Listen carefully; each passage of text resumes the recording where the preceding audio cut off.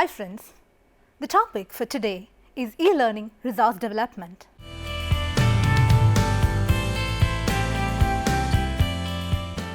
To begin with, let us find out what is e-learning.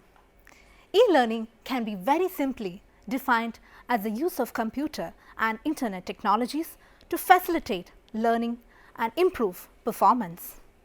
In other words, e-learning is the delivery of a learning program by electronic means.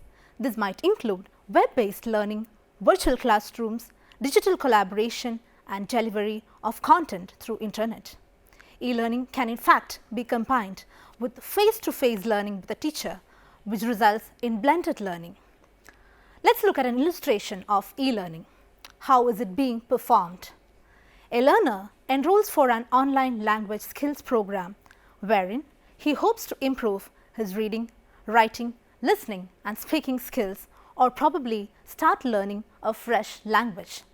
The course or language learning resources are offered to him over the internet.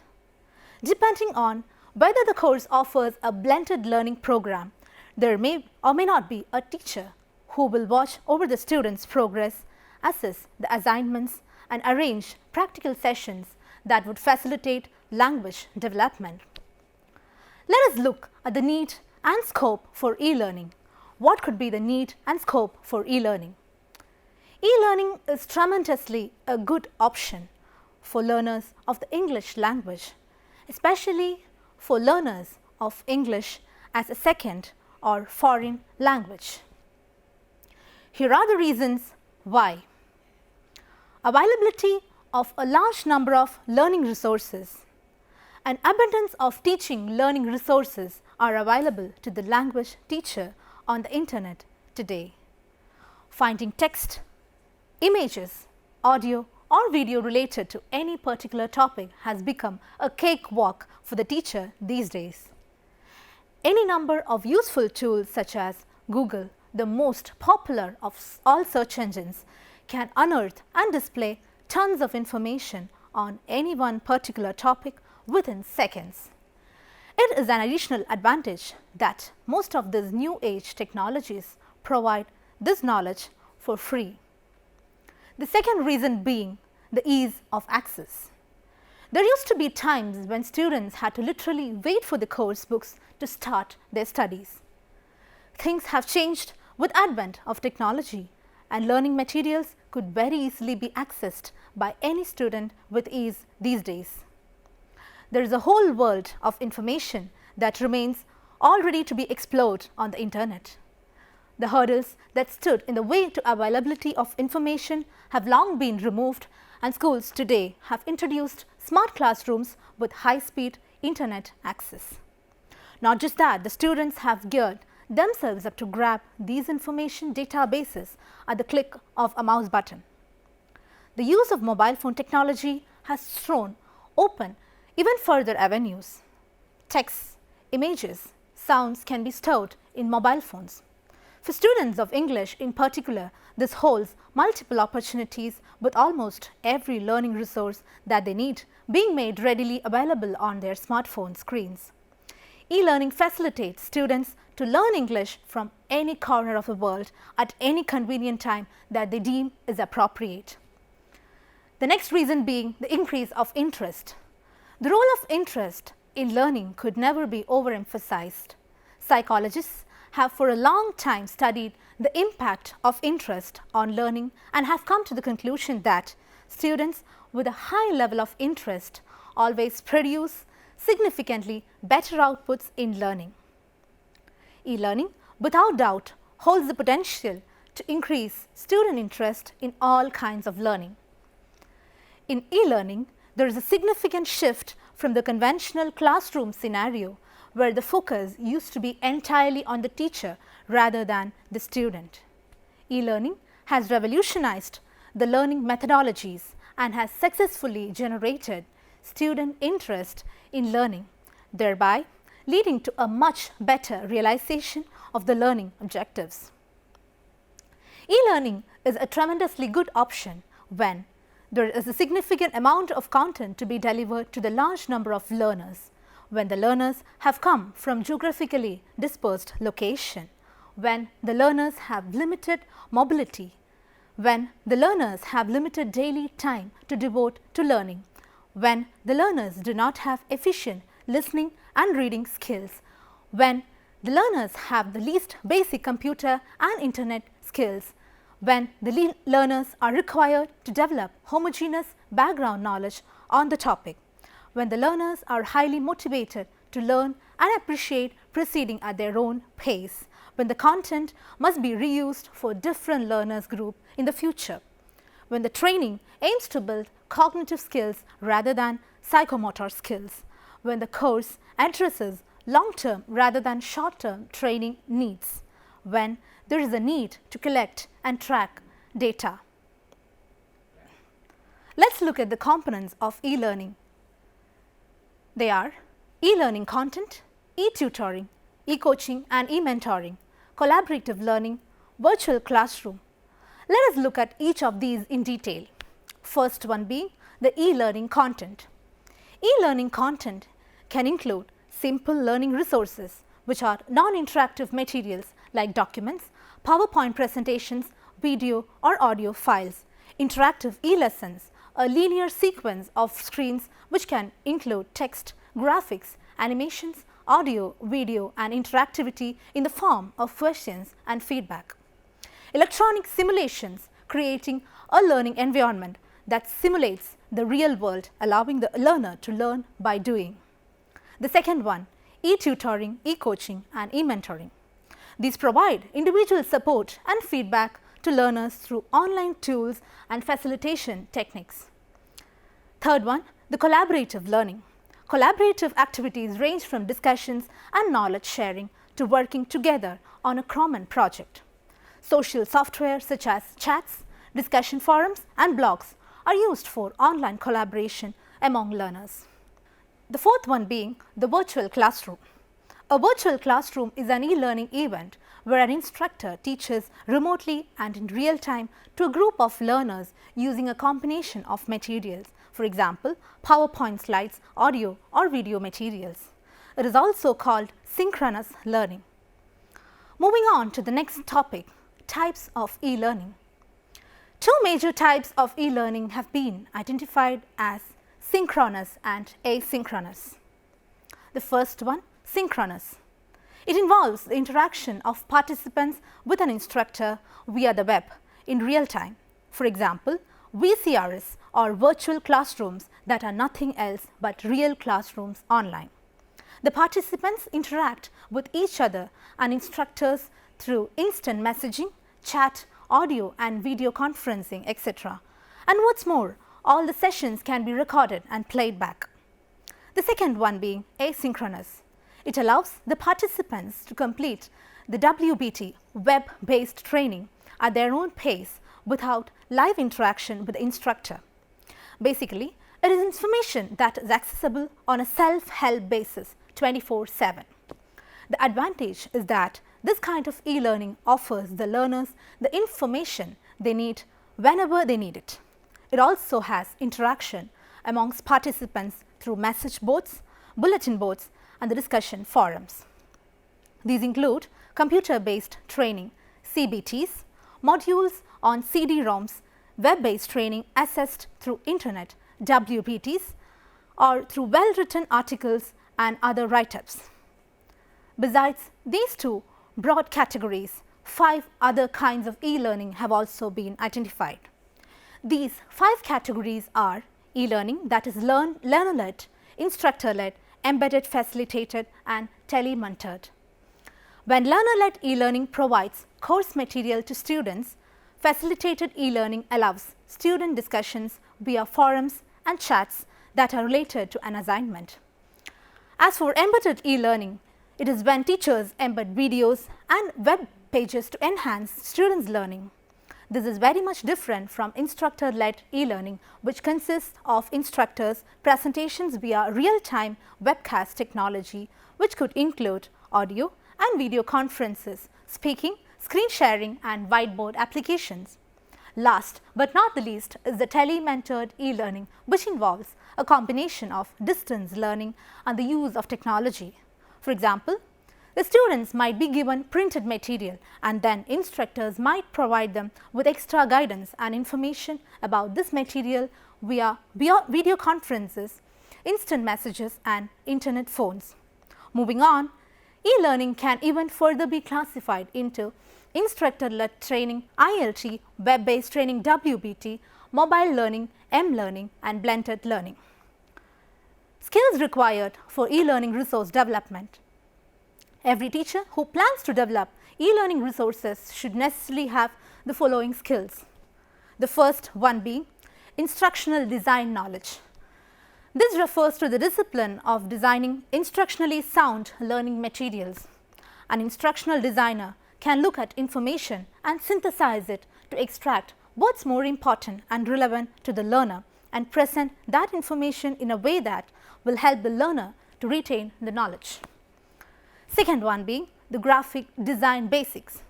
One does not need to be an exemplary artist to be an e-learning developer, but it definitely helps if the developer has a basic aesthetic sense. An ability to perform a few common tasks in a graphic editing tool would also be extremely useful. Having a few additional skills such as the ability to lay out content, choose fonts and color schemes, and remove a background from an image will indeed be of great assistance when you are designing and developing e-learning resource material. The third reason being crisp and clear writing skills. It has to be noted that textual content forms a major part of any e-learning resource, and therefore it definitely helps if the developer has a solid grasp of the language and a sturdy vocabulary. Without doubt, you must have the ability to write correctly, pithily and consistently, and it would always help if some assistance is given sought to review language aspects as spelling and grammar. Also, special care has to be taken to ensure that mistakes of any sort are kept at bay, since this would question the very credibility of the developer. The fourth skill being the proper sense of organization. If you have ever had the experience of having looked at an e-learning course and not exactly knowing where to go or where to start clicking, you have been through an example of disorganized content. Whether your intended student population arrive at where you want them to arrive would depend on a large extent on how properly organized the content of your e-learning material is. A fine e-learning developer will have the aptitude and skill to classify and arrange all of the information in the course in a manner that would put the learner at ease. The content sequencing could be attempted in a logical order, chronologically, alphabetically, or whatever makes most sense for your content, but should make sure that the learners are able to make their progression from one place to the next logically. Now, let me introduce the ADDIE model for e-learning. The e-learning resource development process is best explained through the ADDIE model. The ADDIE is an acronym where every letter corresponds to one of the model's main phases: analysis, design, development, implementation and evaluation. The ADDIE methodology was developed in Florida State University Center for Educational Technology back in the 70s. Talking about each of the phases, the first one, analysis. The needs analysis allows the identification of general and even specific course objectives and goals. Second one being design. The outcome of the design stage is a blueprint that will be used as a reference to develop the course. The blueprint illustrates the curriculum structure, for example, its organization in courses, units, lessons, activities. The learning objectives associated with each unit and the delivery methods and formats, for example, interactive self-paced materials, synchronous or asynchronous collaborative activities to deliver each unit. The third phase is the development phase. In this stage, the e-learning content is actually produced. The content can vary considerably depending on the available resources. For example, e-learning content may consist of only simpler materials, that is, those with little or no interactivity or multimedia such as structured PDF formats, which can be combined with other materials, for example, audio or video files, assignments and tests. The fourth important phase is the implementation. At this stage, the course is delivered to learners. The courseware is installed on a server and made accessible for learners. In facilitated and instructor-led courses, this stage also includes managing and facilitating learners' activities. The next phase is the evaluation phase. The course may want to evaluate learners' reactions, the achievement of learning objectives, the transfer of job-related knowledge and skills, and the impact of the project on the organization. Let's move on to the next topic, e-learning resource for ELT. Let us now take a look at some prominent e-learning resources that are available for English language teaching and learning. The first one, Memrise, is one of the most popular e-learning tools for language learning. It is not just for learning English, it is for learning anything. However, it makes an excellent English e-learning tool. When it comes to its methods, it uses many little quizzes with multiple choice questions to help you learn English vocabulary. You will see a definition and need to choose the correct word, or see an English word and need to choose the correct definition. There are many other ways to play with these courses and quizzes. It is available at www.memrise.com. FluentU takes real-world videos from YouTube, transcribes them, translates them, puts interactive subtitles on them, and creates activities from them. Now, all of your favorite YouTube videos could be English lessons. The best part is that FluentU knows the vocabulary that is being learned. It uses your vocabulary to recommend you examples and videos, which ensures that you have a truly personalized experience. FluentU makes it really easy to watch English videos. There are interactive captions. In other words, you can tap on any word to see an image, definition, and useful examples. It is available at www.fluentu.com. The British Council has an official site full of different kinds of resources for learning English. It offers learning materials that are perfect for different age groups, and you can choose resources to focus on the specific English skills you want to develop. There are kids, teens and adults sections, as well as writing, reading, listening and speaking sections. For example, if you are an adult and you want to practice writing, you can pick a section where you can learn how to write professional emails. There you will have different units and tasks to complete.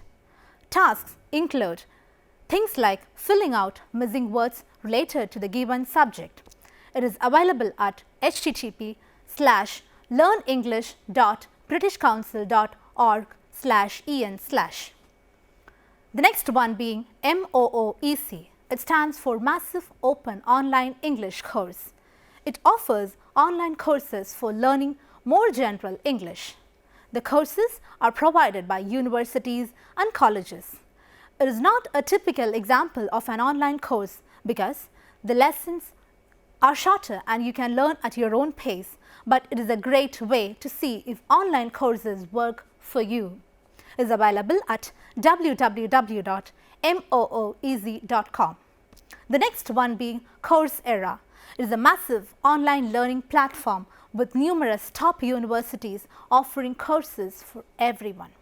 Their English courses are usually designed for more advanced English learning. It is available at www.coursera.com. Next is Break into English. It's a site that offers online Skype courses with teachers. It offers different topics and you can choose your own schedule to take lessons and interact with the professor. All level classes are available, but there are a lot offered for intermediate students covering areas such as General English, Business English, Legal English and conversation classes for children. The lessons are offered by teachers trained by the company. It is available at English class via Skype e-tutoring.com. Now, it's time to conclude the session.